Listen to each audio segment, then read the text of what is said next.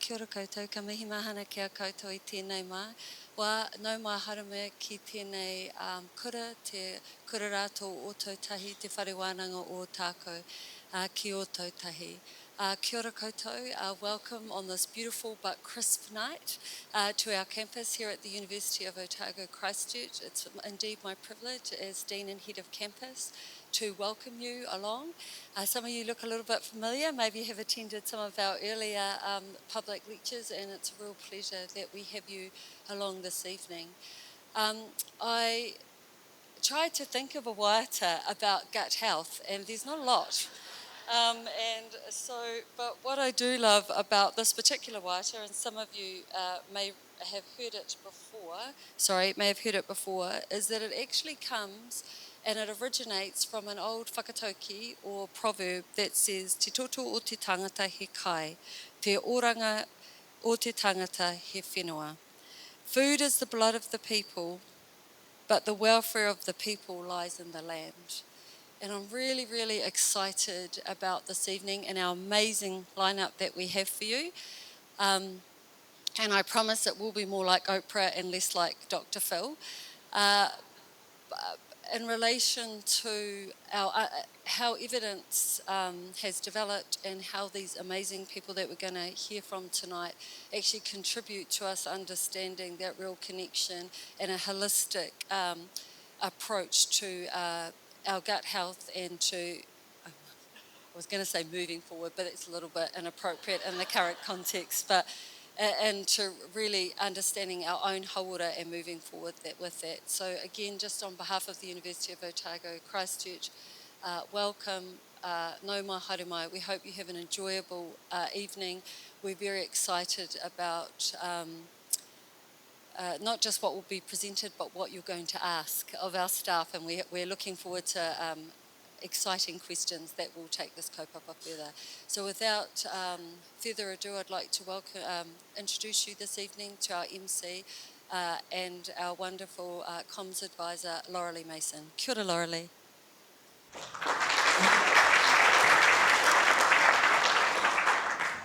Thanks, Suze. Tēnā koutou katoa. Welcome everybody to this, the fourth and final of our public talk series to celebrate Kia Mau, the University of Otago's Christchurch's 50th anniversary, showcasing our excellence in academic and clinical and research work. Whaia te mautaranga he oranga mō koutou. Seek knowledge for the sake of your well-being. And that's very apt tonight, and probably what's brought many of you along. In recent years, there's been an explosion of international research relating to gut health, with revelations that our gut is far more important to our overall health than was previously known, and that we are, in fact, what we eat, and that, as you'll hear, we are apparently more gut than human, which is a fascinating concept. Clinicians are also seeing increasing numbers of patients presenting with diseases of the gut, IBS, Crohn's, colitis, bowel conditions, and also colon and gut cancers, with more and more public awareness growing, mercifully, but also more and more patients presenting 20s, 30s and 40s with some of these cancers, which is a cause for concern. Tonight you'll hear the word microbiome a fair bit. The gut microbiome being the collection of genetic material from the microbes in your gut, around 3 million genes digesting the fibre from your food, shaping your immune system, and helping protect from pathogens. You'll also hear how important and vital diet is to these gut microbes. We have three, as Suze has mentioned, highly respected researchers from this campus here to talk tonight. Professor Richard Geary, Dr. Katherine W and Professor Frank Frizzell, all recognised leaders in their field and in the forefront of the latest research into gut health internationally. We'll be shortly hearing individually from all three. Following this, there will be a Q&A session with what time we have left, and we welcome nice, quick and pertinent questions. The speakers will be here afterwards very briefly if you want to come down and ask a question of them yourself, more personally, for a short amount of time. Professor Richard Geary. Now, he's a graduate of the University of Otago, receiving his medical degree in 1995, and qualifying as a consultant physician in 2004. He's a professor of medicine here on campus, has just recently stepped down after 5 years as the academic head of our Department of Medicine, and is a busy consultant gastroenterologist at Te Whatu Ora, Canterbury, Waitaha, Christchurch Hospital. He's published and been cited in hundreds of research papers and has a strong clinical and research interest in inflammatory bowel disease, irritable bowel syndrome, and nutrition. His IBD research has included the epidemiology of IBD, how common it is and who gets it, as well as IBD genetics and clinical outcomes. He's the previous medical director of the New Zealand Nutrition Foundation. He's a medical advisor for Crohn's and Colitis New Zealand, a trustee of the Gut Foundation, and a member of the International Organisation for the Study of IBD. Welcome, Richard.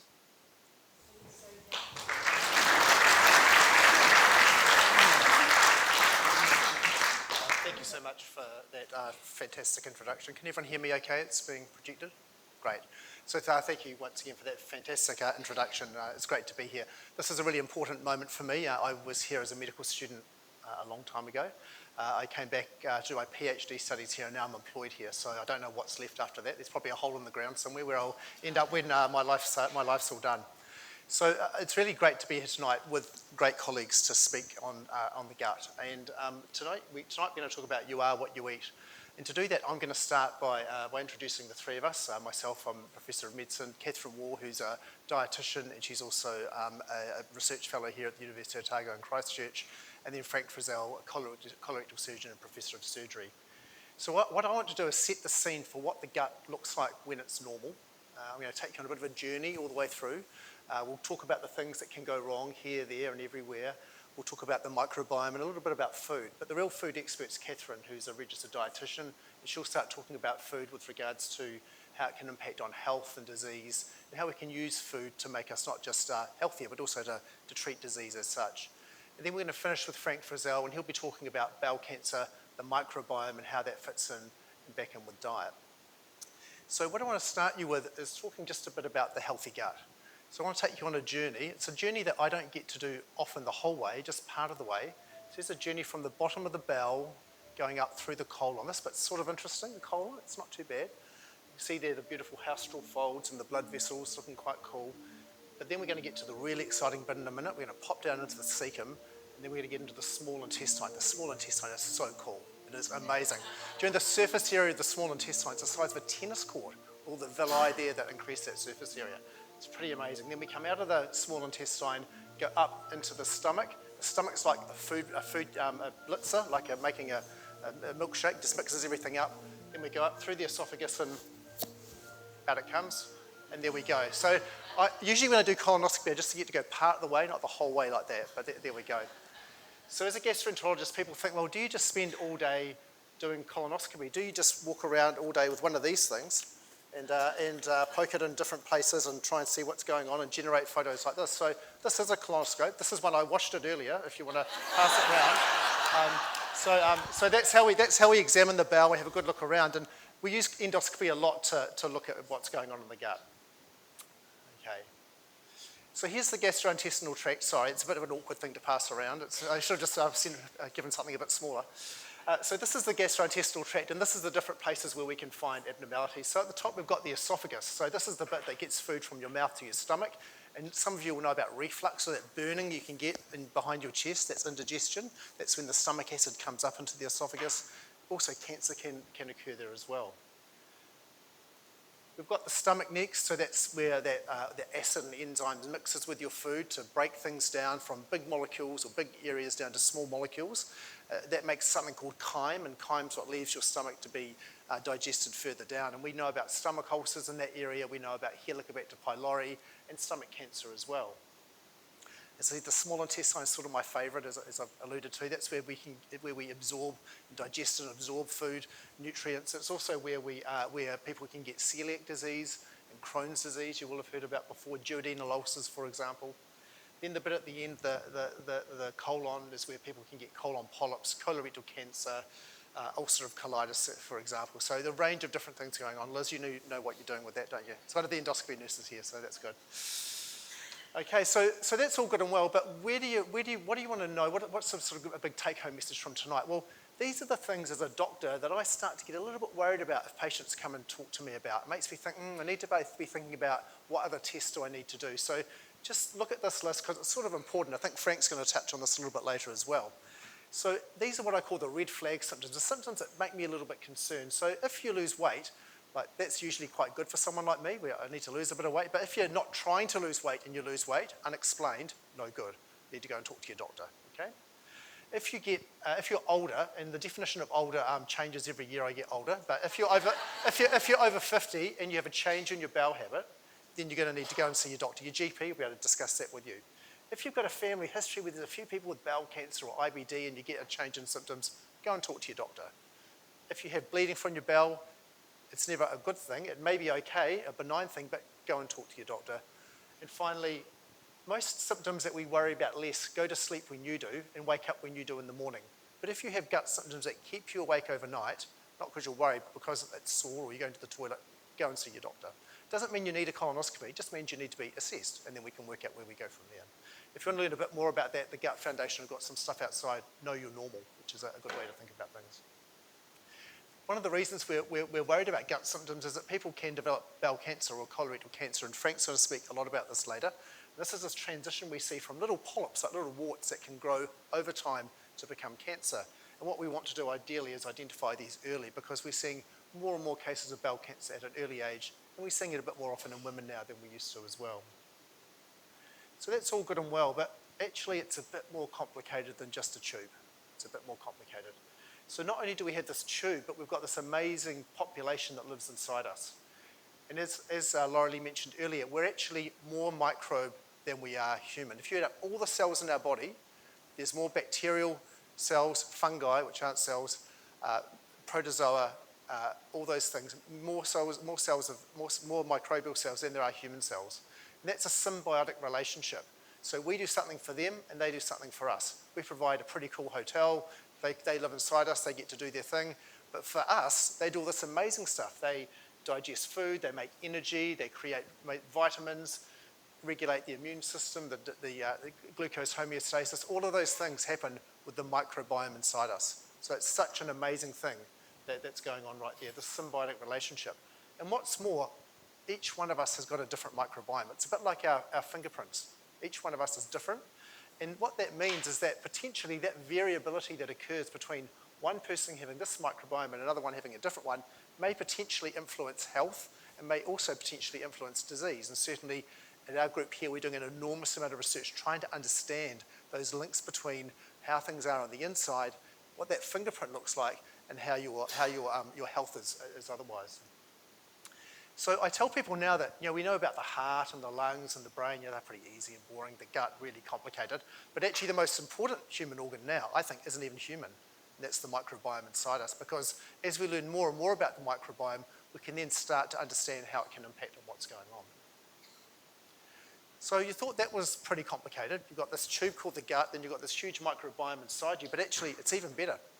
So people like to say that inside your gut there's a second brain, but they're wrong, because as a gastroenterologist, I know this is your first brain, and that's your second brain up there. So the important brain's down here. So you've got this tube, you've got these microbes everywhere, and then you've got this huge neural network inside your gut, which is going to do all sorts of amazing things. So if we take your gut and we slice it in half like this and make a picture, you can see those yellow networks of nerves that are traveling all through the gut. Now those nerves can sense what's going on inside the gut.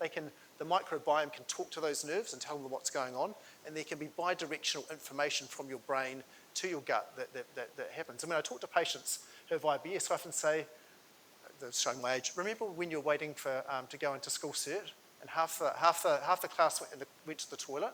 Well, some of them were going because they were going to cheat, right under their things, and the rest were going because they had IBS, and as that nerves was going down and causing those symptoms. That's a normal reaction, but for some people it's a bit over the top. So all the neurotransmitters in your brain, they're all in your gut. Most of the body's serotonin, it's not in your brain, it's in the gut. The gut is where it's at. Okay, so we're going to move on quickly now to inflammatory bowel disease. So inflammatory bowel disease is where the gut has become inflamed. So here we can see two videos, hopefully they'll work. On the left, ulcerative colitis, you can see that's not like that video I showed you before. And on the right, Crohn's disease, you can see there's ulceration, there's narrowing for Crohn's disease. And this affects probably about 4,000 people in Canterbury. We're doing research at the moment to look at that. And these conditions we've looked at over a long period of time in Christchurch, and we've noticed increasing rates, and very high rates of inflammatory bowel disease in Canterbury. So here we can see a graph, not too many graphs for me tonight, but this is rates of Crohn's disease around the world, new diagnoses, and the black line is in Christchurch or Canterbury. We've got high rates around the world, they're all coming up to that now.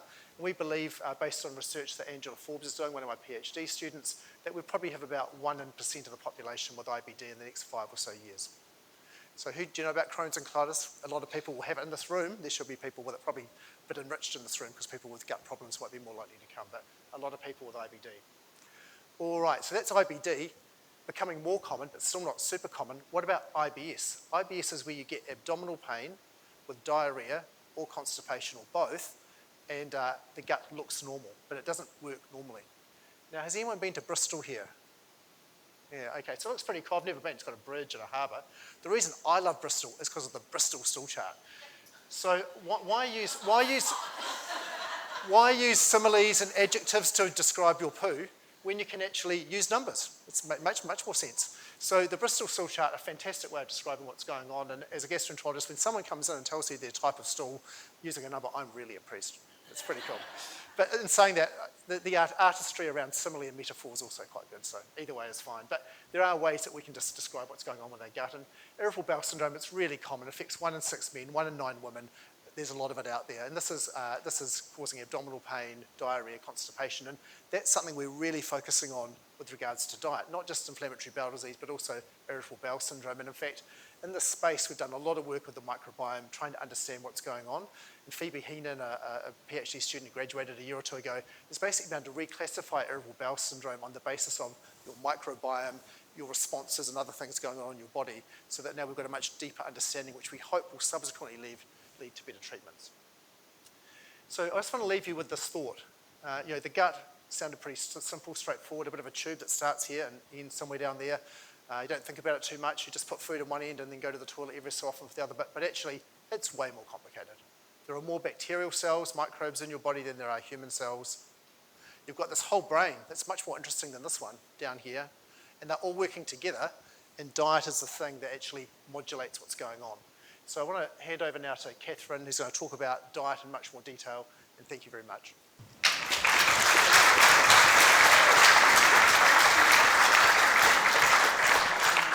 Just a question of you, Richard. That Canterbury, our rate being so high, why? Why are we so high? Spent the last 20 years trying to work that one out. So I think it's a combination of things. I think firstly, the study we did was very thorough, so we looked very hard. So I think we found cases where maybe others hadn't in the population. I think also that it appears that a lot of the increases in IBD you get worldwide occur with urbanisation. So with urbanisation, you get changes in diet, more processed foods, all those sorts of things, which Katherine will be able to speak about as well. So with those changes in diet, it's probably one of the things that changes your microbiome. Your microbiome then interacts with the gut immune system, which usually is pretty relaxed and chilled about those bacteria. All of a sudden, it gets really upset and starts to fight, and then you get inflammation going on. So I think that if you look all around the world now, the rates are going up. And the really scary thing for me is if you think about places in the world that are less urbanised, less westernised, they've got enormous populations. And so Asia, Africa, and they're becoming more urbanised. And if you see the rates of these diseases go up, the total number of people is going to be very large. So, interesting. Okay, that's wonderful. Thank you, Richard.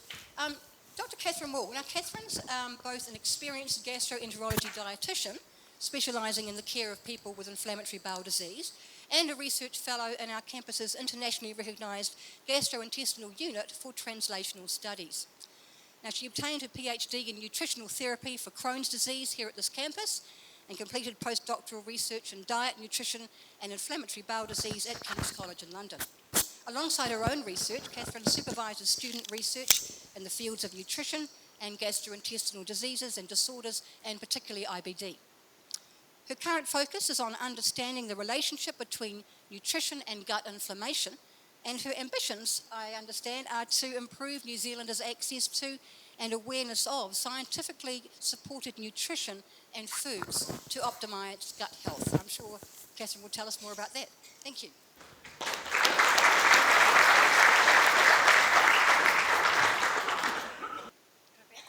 So thank you very much for the opportunity to speak here, and I'm excited to have my husband and 2 children in the audience, and this is the first time that they've seen me speak, so that's nerve-wracking.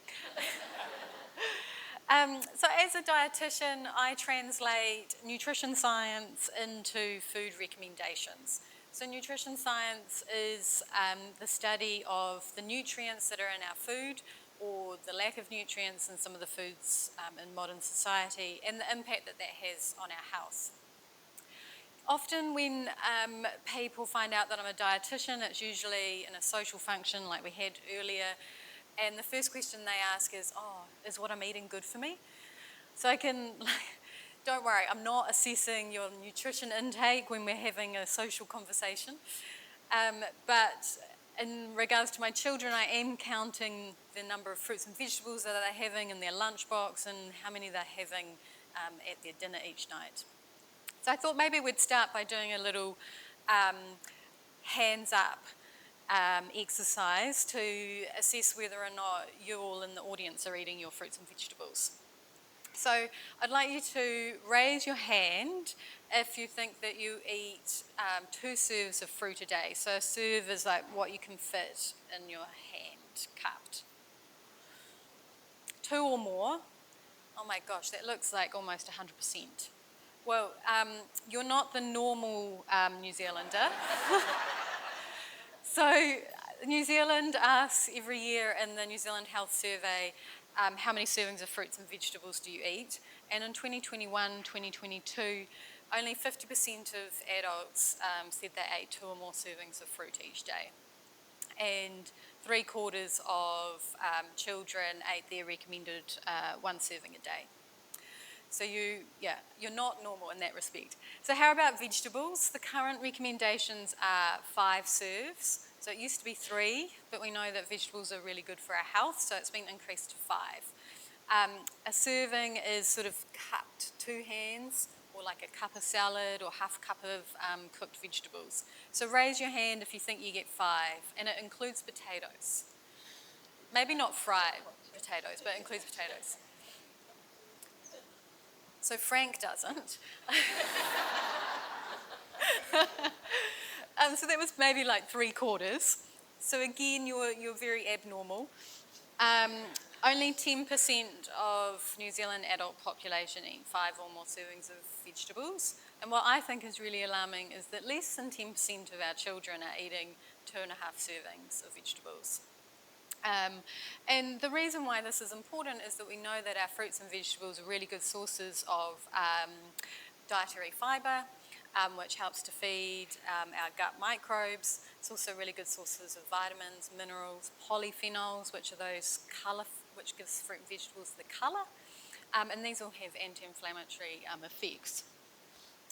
So dietary fibre isn't just one thing, but as you can see in these pictures, this is just a sample of 6 different types of dietary fibres. And our main sources of dietary fibres dietary fibres only occur in plant foods, and fruits and vegetables you can see here they're covering off 4 of these different types, but also our grains, nuts, seeds, legumes, lentils, all of the plant foods are what provide us with our dietary fibre. And what we're really aiming for is variety, because eating a variety of different plant foods is going to give us a variety of different dietary fibres and feed different microbes that are living in our gut. So sort of moving on from that, we can use food to treat gut symptoms, as Richard alluded to. So here at the campus we've done quite a few studies looking at how we can use food to treat constipation. And one study that we're involved in was a study done here, but also in Italy and Japan, where we gave people either 2 green kiwi fruit or the equivalent fibre in the form of psyllium husk. The psyllium husk is a type of fibre. It's most commonly known as metamucil, and is available on prescription to treat constipation. You can buy it at the supermarket. So in this study, what we found was that eating 2 green kiwi fruit was as good as having psyllium husk, and that it resulted in 1 more complete spontaneous bowel motion, which is like the gold standard for assessing constipation, per week.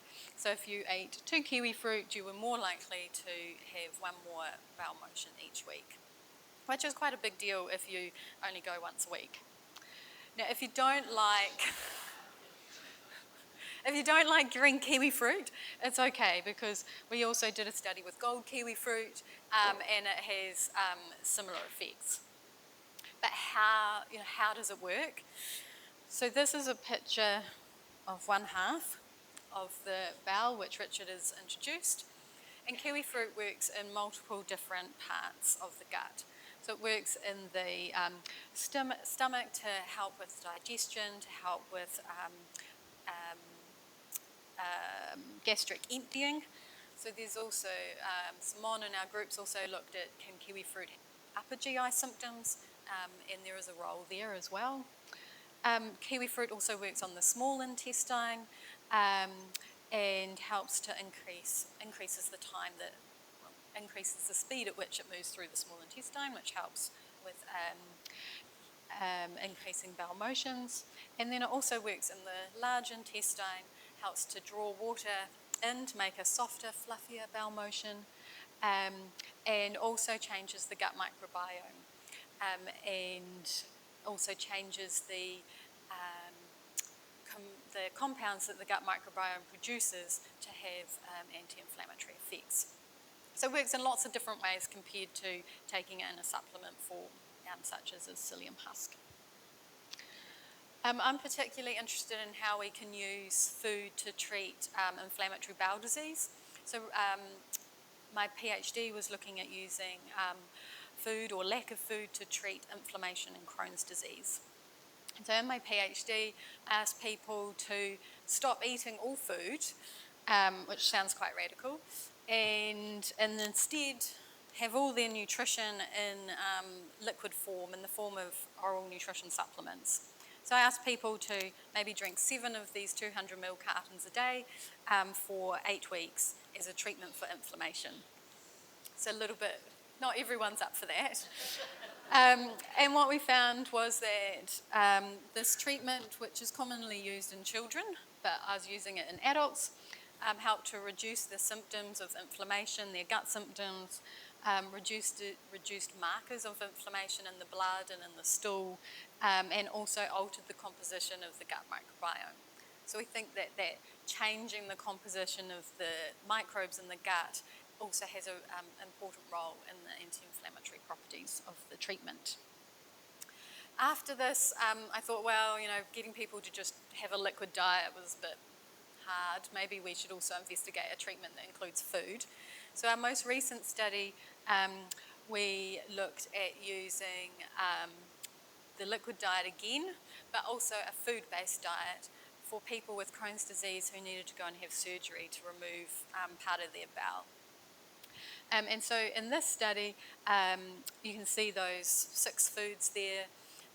And the main difference between this and a liquid diet is that these foods are actually quite high in dietary fibre, which is kind of the opposite of the liquid diet, which contains no dietary fibre.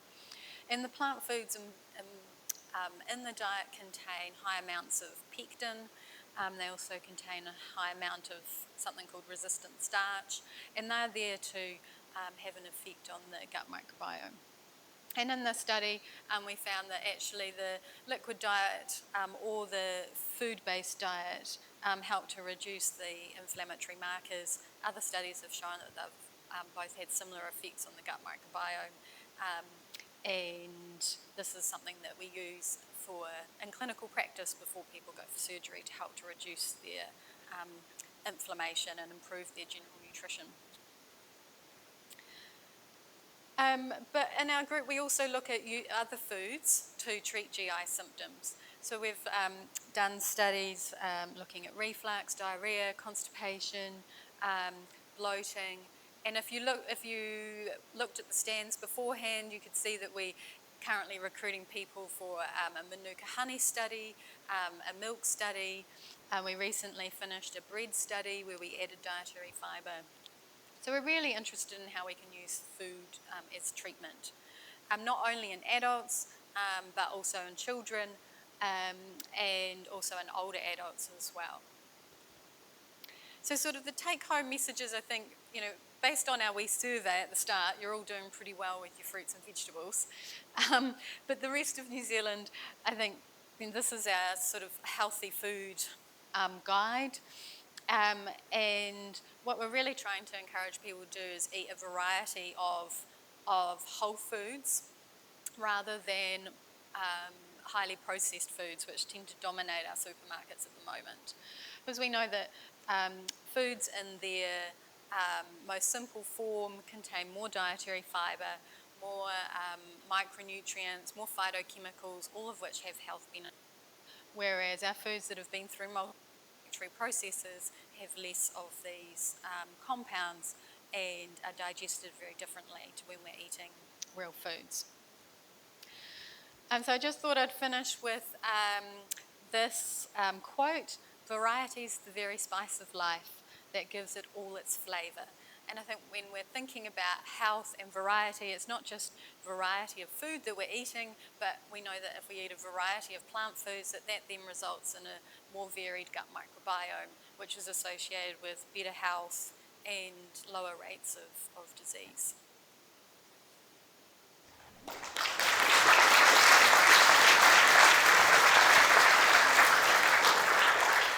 Katherine, that's wonderful. One thing, with the kiwi fruit study and other studies you're doing, with drugs like Laxol and drugs like that, we hear that over time they can do harm if you take them too often.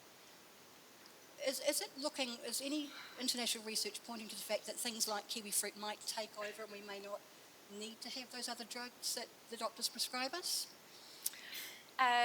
Well, I think there's definitely, we can use food instead of some of these drugs.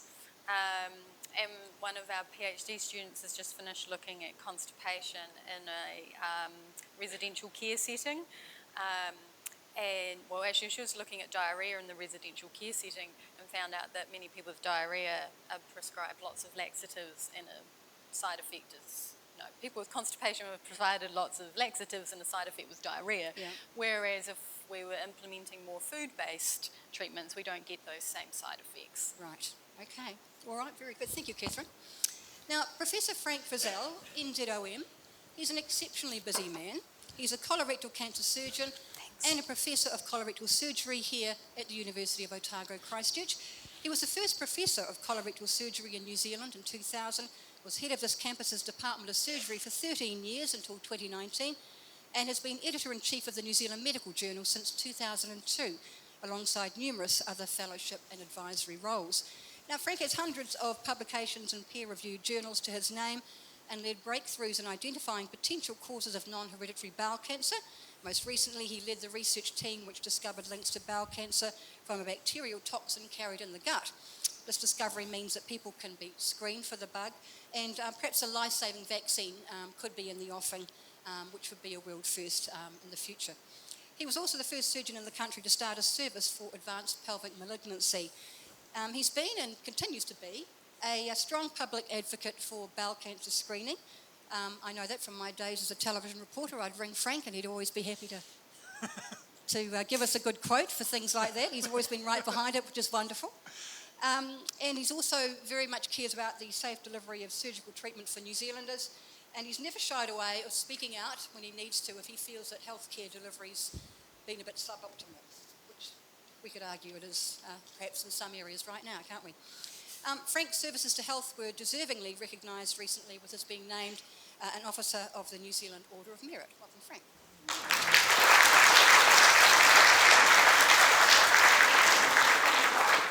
It's always difficult being the last speaker in a series because by now your minds will be getting a little bit fuzzy and a little bit tired. one advantage of being the last speaker of the series is that I've actually added up the number of people here and worked out that 10 of you will have had bowel cancer or will get bowel cancer in your lifetime if you're the average New Zealand group.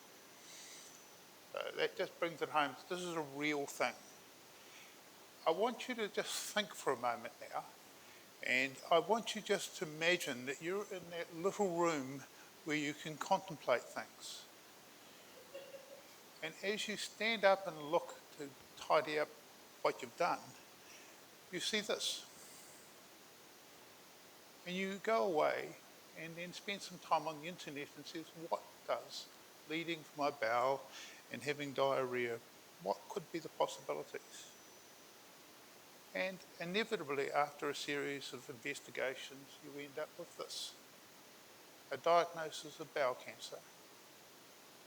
And you can't help when you get to this point but ask yourself the question, what did I do that gave me this? How did I end up with bowel cancer? I don't have the answer for that, but I've got some stories to tell which hopefully might point in the right direction. But like many things of science, I can tell you what I think, but it's not always turns up with time to be the truth. It's just what my impression of the truth as it is today. So there are many New Zealanders who have made their story of bowel cancer public knowledge. These are some that have been in the media in the last little while that have drawn attention to the fact of what's happened to them. Di Hemwood, as you're probably well aware, has been very public about his situation at the present time of stage 4 bowel cancer. Jo McKenzie, likewise she passed away a couple of weeks ago from bowel cancer. I don't think Richard Hadley's been too backward in coming forward.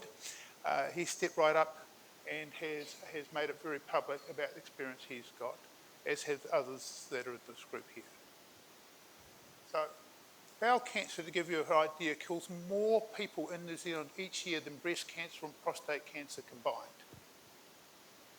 Bowel cancer kills 5 times the number of people that die with motor vehicle accidents each year. This is a worldwide problem. This is not just a New Zealand issue. And these are people that have had bowel cancer that you will know of. The Queen Mother, Audrey Hepburn, Ronald Reagan. In fact, I colonoscoped Ronald Reagan when I was in the States. But New Zealand's always been very proud of how it achieves things with Australia. Well, this is one thing we shouldn't be that proud of. We're definitely up in the top group there with Australia. But what's really interesting, over the last 20 years, we're drifting down. Bowel cancer's become not so popular. It's a bit like the All Blacks not making it through the first round of the World Cup. So these are a bit confusing, this graph behind you, but the black lines that go with bars on them, that is our incidence rate. That's the rate of bowel cancer per 100,000. And you can see over the last 20 years that's been going down. The blue line going up is in fact the total number of bowel cancer cases in New Zealand per year. And it's increased dramatically. That's because our population has increased and our ageing of our population. The one thing that is different though is that as our incidence rate has fallen for the total population, the rate of bowel cancer in people under 50 has increased. Now this is the next slide, which looks very similar to the last slide. The incidence, one is the black line, so that's falling over the whole population, but the blue line are those people under 50. And you can see how dramatically this is taking off in the last 20 years. This is not a New Zealand alone phenomena. We've done a study comparing Sweden, Scotland and New Zealand. So New Zealand has overall a decreasing rate, Scotland has a very stable rate of bowel cancer in the population, and Sweden has an increasing rate as people return to their original diets. And in all populations which have different trends, all have the same in those under 50, increasing. I feel quite relieved. I'm actually outside of that age group, as are, I suspect, most of you. So why do people get bowel cancer? Is it just bad luck? Well, there are some risks. There are some genetic inherited conditions. There are some chronic inflammatory conditions, but the vast majority of cases are what we call sporadic. That means we don't have a clue. So is it just a random event? I don't think so. Things happen for a reason. And this is what I want to talk about. So to give you an example, so this is not bowel cancer, this is stomach cancer. So stomach cancer has now been shown often to be due to a bacteria called Helicobacter. And this was put together by a couple of Australians from Perth, who no one believed for the first 10 years of their research. They just kept getting declined. People wouldn't let them present at their meetings, they wouldn't publish their papers. Eventually they got the Nobel Prize for their work. So these two here, Barry Marshall and Robin Warren, they showed that Helicobacter causes gastric cancer. So, from Perth. What they showed is that you get an infection, or you may have an infection from a very young age, and over time, that causes an inflammatory response that leads to a genetic change. But over time, the bacteria change in your colon. So by the time the cancer comes, the bacteria that started the whole process are gone because it's a wrong environment. Luckily, we have a researcher here, Jackie Keenan, who has been involved with a lot of research with Helicobacter. And when I started proposing the concept that bowel cancer could be the same, she drew my attention to the fact that Helicobacter has a first cousin that looks very similar, and that's called Bacteroides fragilis. And it makes a toxin, some of it makes a toxin that's very, very similar and has similar effects. So we started studying this in more detail. And that's what's really interesting is that Helicobacter has been around since we used to live in groups of about 100 people. So this is a really primitive bacteria that lives inside us. And we don't mount an immune response, so we can get about and do its activities without our immune system recognising it's there. Bacteroides fragilis and Helicobacter are very close in the way they behave. They both make a toxin, and we don't mount much of an immune response to either. What happens is early on, we think that the Bacteroides fragilis starts to change, makes a toxin that causes some inflammation that leads to a genetic change that with time. And as you see on this graph, as the bacteria that causes the difference causes the change and makes the polyps, that alters the mucus and it alters the environment that bacteria can live in. So they die off. And different bacteria love that mucus and necrotic thing of a cancer, and so they become more localised there. So we took a group of people and looked at them 15 years later. So they're all in their 40s, no family history, normal colonoscopy. And we took biopsies of their colon and put it away. And then we had some earthquakes and other stuff to fill in the time. And then we got to the other end and we went back and colonoscoped them again to see what had happened. What we found that if you had this Helicobacter, if you had this Bacteroides fragilis enterotoxin producing, then you were very likely to have a pre-malignant lesion. And if you didn't have it, you weren't likely to have it. Now, what we also found was that some people got bowel cancer that didn't have this bacteria, and that got us thinking. And it wasn't until I was sitting in Boston listening to a lecture about a paper that was about to come out in Nature that it suddenly dawned on me that we're thinking of bowel cancer as the wrong way. Bowel cancer is not one disease, it's an accumulation of different cancers that we recognise as one thing. It's like saying you've got a car. There's a big difference between having a Lamborghini and having a Morris Minor. And bowel cancer is the same. You get some that grow big and don't spread, and some that start from a very small age, spread quickly. So it's a variety of different cancers. They're biologically quite different. And so there's a classification for molecular subtyping of cancers. And then we started looking at this in regard to, could this bacteria cause one molecular subtype of bowel cancer? And that's where we hit gold, so to speak. We've also found other bacteria now that seem to be linked to other types, molecular subtypes of bowel cancer. So why this is important is that we believe that the lumen, what's inside your bowel, as was talked about by Richard, that the fecal matter has these bacteria in it. Then you have a lining called a mucus layer, which is like a protection. Best way to think of it is like having a big condom right through your colon that stops what goes through getting into the bowel wall and causing damage. But that somewhere between the toxins made by the stool and that bowel wall, that something damages that mucus layer, something puts a hole in your condom and the toxin gets in. So what we think happens is that some foods make more toxin. They drive it, and that's red meat. That is processed food, and that's particularly some types of fat. They cause the type of bacteria that, particularly ETBF, we know that heme really makes it go crazy and makes more toxin. We also know that other things turn off that toxin production, things like fibre, things like vegetables and fruit that we've heard about. So that's how the mechanism. But what we don't know is what damages the mucus, and that's what we've been looking at lately. So what's really fascinating, I'm sorry about those people under 50, but the real increase in those people under 50 getting bowel cancer is really interesting because it's different. There's an alteration into the epidemiology, means there's something happening in the environment that's driving this, because the risk factors for early onset bowel cancer are not the same as late onset bowel cancer. So this is not driven by red meat consumption, and it's not driven by not eating your fibre. There's something fundamentally different, and we think the driver for this is damage to the mucus that's altering it. So the toxin's being produced, but now there's more holes in the condom. So one suggestion has been that it's the sugary drinks, and there's one paper out suggesting that, but that was only in females. They couldn't prove it in males, and I'm sure males drink as many sugary drinks as females. So I have some doubt about that as something that'll stand up. We do also been looking at where the microplastics might be, because microplastics work as a bridge across that mucus layer, and it could well be the microplastics that are doing this. And we've just recently published a paper suggesting that it could actually be.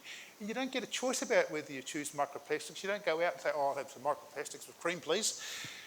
It's endemic in everything you eat. You can't get away from it. Everything you eat and everything you drink. And that would reflect the way it is over the world. This is not a New Zealand issue. This is a worldwide issue. So what do I think? What I think at the moment, it's a combination of the bugs, the host, and probably the host mucus particularly, and what you eat. It's that combination that comes together that drives bowel cancer. So, thank you.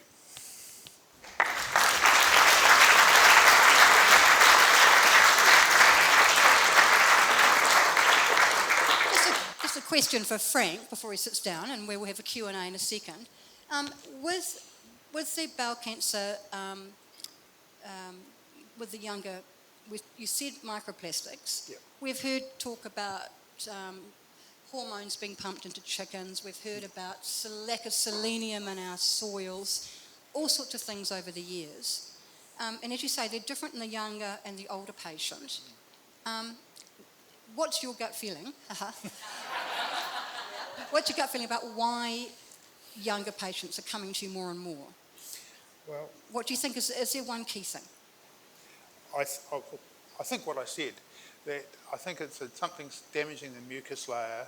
That if you see these young, we've got someone studying this at the moment, and we've got quite a big research project looking at early onset bowel cancer, and we've also part of a large group of 56 hospitals around the world putting data together to try and work this out. And it's not because more genetic abnormalities have suddenly appeared in the world. This is an environmentally driven cancer. So something's changed in the environment. Now, when you start to look at the diet of young people, it's healthier than people that are 30 now eat healthier than I did when I was 30. So there's less alcohol consumed, despite what you think. There's less tobacco smoked. They generally less red meat eaten now by 30 and 40-year-olds than there was by generation before. I remember working in a shearing gang when I was young. We used to have some cold meat just lying on the tables. We went out to do the first run of the day, and we'd have some cold meat sandwiches. We'd have meat for lunch. We'd have meat for afternoon tea and sandwiches, and we're bound to have meat for dinner. Yeah. So the whole world is changed now, and it's sort of, young people don't consume that much red meat. And so all the conventional risk factors have gone out. So something's altered that, and we do not know what it is. Obviously, the proposal that microplastics might be a driver is a proposal. We don't know. But there's a lot of circumstantial data, and we've now got a method how it might actually work, but it's still very early on this. It's still, it's a research paper, it's a proposal, it's up for discussion, not proven. Lovely. Do you think there will be a vaccine one day? against bowel cancer? Well, it depends. I think there are other ways you might deal with it, but which involves some genetic manipulation, which is very unpopular in New Zealand, but we'll get to that. All right. Right. Okay. We're now going to move on to a Q&A session, and we'd like questions from you guys. You must have some burning questions to think about. I've got one to start the panel off. We're in an election cycle, of course, very soon. We're going to be bombarded with not only hoardings, but all sorts. We're hearing all sorts of political pitches for new policies at the moment. The three of you, if there was one policy in your particular area of gut health you would love Te Whatu Ora or the government to bring in, what would it be? Something to do with regulation in foods, maybe, Katherine, or Frank, screening, or Richard, what do you think? Gee, thanks. I'm not even sure I'm going to vote for at this stage or anything else. To me, I think optimising people's opportunity to eat fresh food, simple, unprocessed food, and making that affordable in some way. I think that's going to get back to the very basic building blocks of where you would go from there. Many different ways of doing it. I'm not going to say which one I would favour, but I think that would be a good starting point. Is this one working? Yeah. I think that to complement that, maybe something more in the public health space. I don't think there's a lot of knowledge of what healthy food looks like and how to prepare it. So something around that, how can we educate more people, maybe in schools, maybe a nice public health campaign instead of advertising McDonald's. Not a sugar tax or limits on salt or anything? Well, I mean, is sugar really evil, or is artificial sweeteners evil? You know, that puts a lot of power into maybe the food companies. Okay, Frank? I think that I've got two. I can be greedy and take twice what you offered. One is that I think screening needs to move down. I think what we're using for screening at the moment is based upon the way the things were. The epidemiology of bowel cancer is altered, and we need to drive screening down. And so I think we need to be screening the general population at 45 and selected groups to 40. So I think that's one. Secondly, instead of just fencing at the top, which is what we're talking about here, we need to do something about how we treat cancer once it happens. And I think the present model does not work. We do not deliver as good a care as we should, and we should be thinking about comprehensive cancer centres like all Australian states have already moved there. And we are a long way, we're 20 years behind where the world is for cancer treatment, and it's about the organisation of that. But that's beyond food. Yeah, it was a tough question, but you all answered it very well. Okay, Alex, you've got somebody. Yes, Peter Walker to Richard. Please tell me how the gut controls your appetite. Yeah, so I mean that's been the holy grail clearly for diet companies and everyone else for a long period of time. So appetite's got many different ways of controlling it. Of controlling it. A lot of them are hormonal, and plays part of a role. The stomach itself doesn't have a large microbial population. As you progress from the rectum proximally, you get fewer and fewer bacteria, to the point that Frank made earlier, where Helicobacter pylori is one of the few bacteria that can live in the stomach. In animal models, where you take mice that are genetically predisposed to grow fat, OB mice, the knockout mice, if you transplant the microbiome of skinny people into those mice, they don't get fat, and vice versa. So that would suggest that the microbiome can directly regulate either energy consumption, glucose metabolism, those sorts of things to do that. Now, that's all good and well, but fecal microbial transplant, which is a treatment for some conditions, probably isn't something that most people want to go and do. And for some things in life, it's better to give than receive. Maybe this is one of them, I don't know. But what I would say that if you think about the microbiome and ways you can change it, your microbiome is pretty stable unless you throw a whole lot of antibiotics at it, you get a significant change in diet. So if you change your diet significantly, your microbiome will change quickly. But when you stop that diet, it will often go back. So it's got a memory, your microbiome, it will often flick back to where it was. So I think that FMT is a treatment for various things. Maybe something that is done more frequently in the future. I've got colleagues overseas who give FMT via lyophilized tablets, which are it's all inside there. Or maybe it's something in the microbiome that we can work out what the secret factor is and then distill that out and work it out. But with such complexity in the microbiome, with more cells, there are more genes than there are in the body, getting to that point can be challenging. For example, in some donor studies in inflammatory bowel disease, some studies are negative. They go back and they look at the donor, and there's clearly some super donors where if you got the golden donation, you did much better than if you got a donation from someone else. But they don't know what it is about those people. So how does the gut change appetite? Clearly, the microbiome has a role from that animal data. I don't think people are having microbiome transplants yet for obesity. They probably suggest diet would be the best starting point. Or some of the new drugs that are now on the market for type 2 diabetes are being used for obesity as well. So that's, I suppose, the evidence around that. I can't tell you the exact mechanism. Did Frank or Katherine, did you have anything to add to that? About that, those drugs. We hear a lot about Ozempic, this Ozempic drug that all of Hollywood's on and what have you. Good, bad, indifferent, worried, otherwise? Anyone?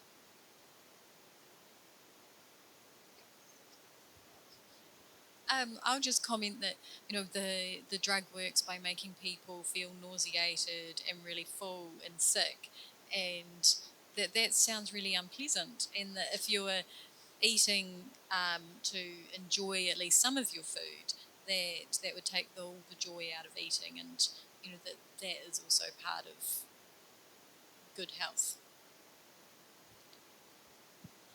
Comment on this, and I'd be interested in what the other panelists think, but I have a daughter that lives in Auckland. She rang me up, she was on some antibiotics, and she says, I went along and got the antibiotics, and that cost $5, and the pharmacy tried to sell me something called Probiotics, and they wanted $75 for that, and do I get it? And I said, no. And my impression of probiotics is that for most of the time that we get this, your own gut will correct it. And we've done studies looking at probiotics to see whether it encourages return to normal bowel habit after colonoscopy. That means, basically a colonoscopy, you empty the shit out and new shit is forming, and making sure you get the shit that you had before. And so that sort of happens. And the idea was that probiotics might get you back to the normal food that you had, but it made no difference. And so I left the more we looked at this, and we looked at it for diverticular disease and a few other things to see what made any difference. It doesn't. There may be a role for it, but you have to remove the colon for it to have a role. So people with ileal pouches, where they've had the colon rectum removed, there may be a role for probiotics. But in an intact colon, I don't think that really will achieve much. What do you two think?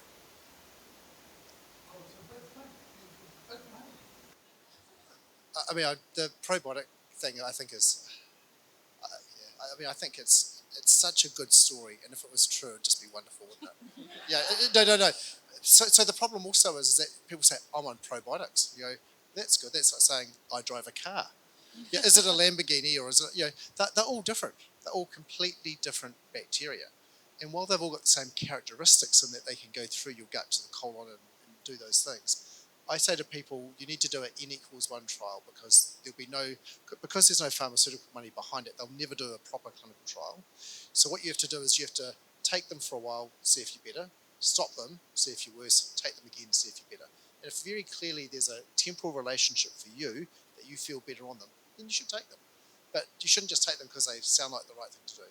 So I think it's like lots of things in medicine. We don't have any evidence for a lot of things in medicine that are not sort of in main core medicine. I always say to people, it doesn't mean they don't work. It just means that you need to be very careful about continue to take things because they say, well, could they do any harm? Well, we don't know.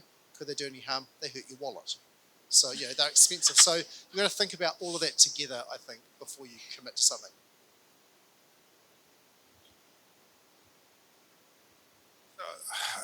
Looking at the numbers, the trillions of bacteria in the colon and the old 50,000 bacteria that come with the probiotics or whatever, my thoughts are, my calculations are, it's a bit like getting in the sea and having a pee and expecting the sea to change to yellow.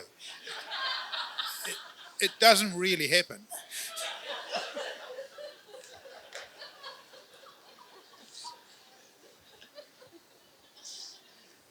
Hi, it's Catherine.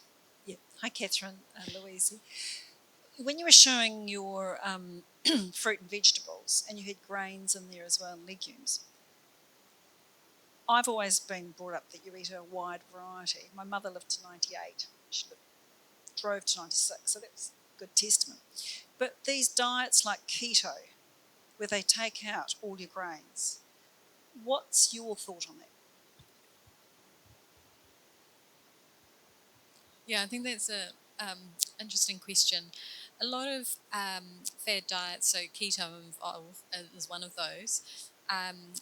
They're all focused on taking out a lot of things and really stripping back the diet to a few number of foods. And what we know is that when we have a really diverse and varied diet, that promotes a more diverse and varied gut microbiome. And as Richard mentioned, when you have a significant change in diet, you have a significant change in microbiome. And a lot of the diets that are really protein heavy change the composition of the gut microbiome to one that is more associated with an pro-inflammatory profile. And so there hasn't been a lot of research on keto, but if we take what we do know, it may be helpful for temporary weight loss, because any diet that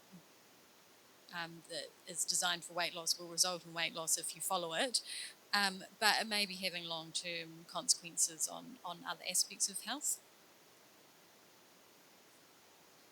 So variety, spice of life, yep, a little bit of everything.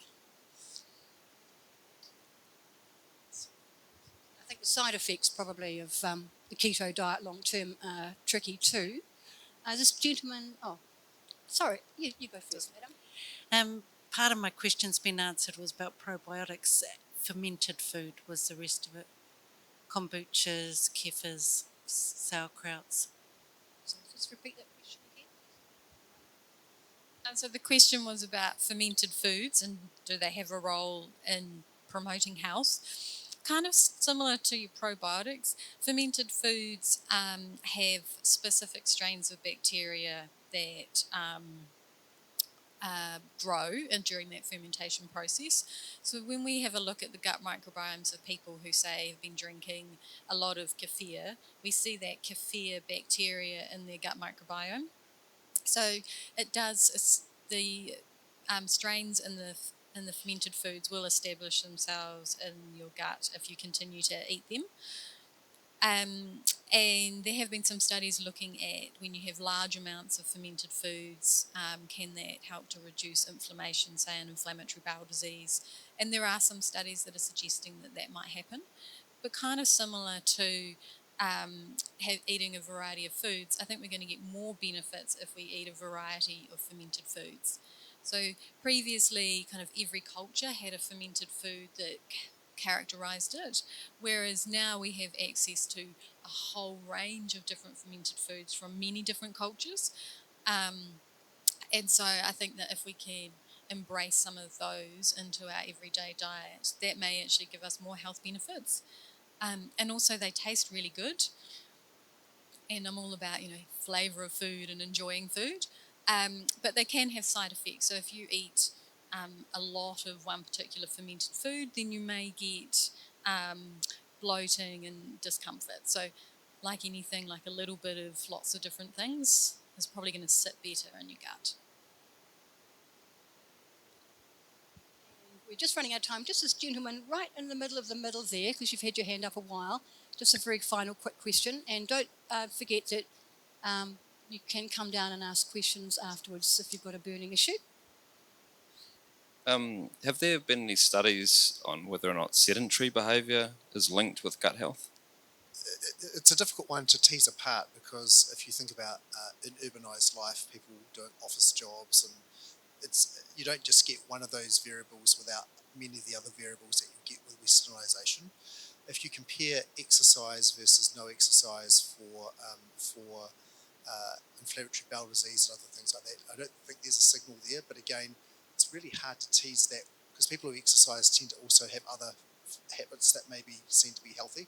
So I think it's hard to tease it apart. So I think sedentary lifestyle probably goes with change in diet, change in a whole range of things. Interestingly, when I did my PhD years ago, we looked at inflammatory bowel disease. Having a vegetable garden at home was protective in childhood if you had a vegetable garden. And you could say, well, why was that? Well, it may be that you had a house that had a garden, so you're outside more, you're running around more, you were in the dirt more, maybe it was what you ate. So it is very hard to tease many environmental factors apart. One of the only ways to do it is with a prospective study. So if we got everyone in Canterbury age 0 and measured everything on them, then watch what happened over their lifetime, maybe we'd work out some things over time. But they're very difficult studies to do, those cohort studies. There's a great one in Christchurch, based here at the school that I think they spoke on last session. But those studies are hard to do. But I mean, there are other things that are bad for a sedentary lifestyle with regards to cardiovascular health. And certainly exercise can change your microbiome, but whether we know if it's for the benefit, for the good or bad, I don't think we know for sure. I'll just add to that.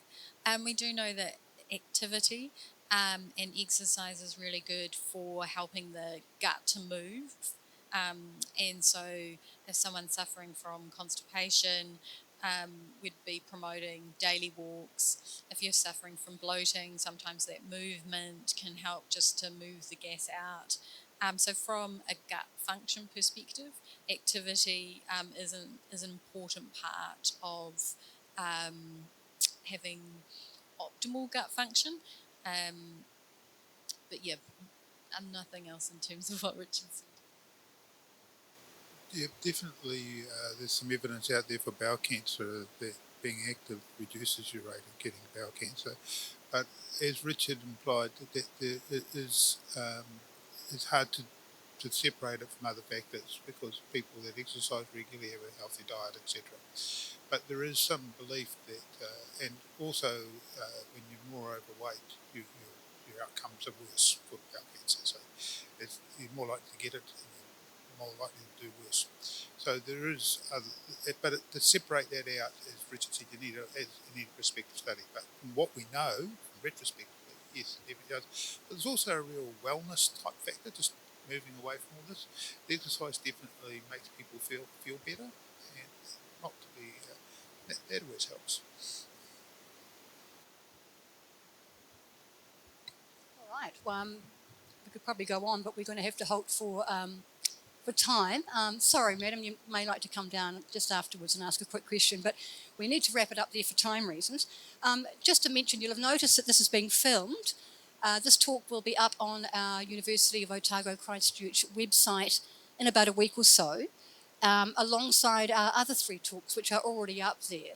The first one was on ageing well, the second one on medicine and surgery of the future, and the third one a fortnight ago was on adolescent health and raising mentally resilient teens. So just a reminder, if you have somebody who couldn't make it tonight, give it about a week and the production team will have given us a video. We'll have it up there and you can enjoy it and share it around.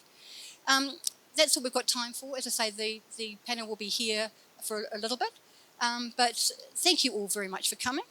Ngā mihi nui, ka kite anō, stay well and safe. Thank you.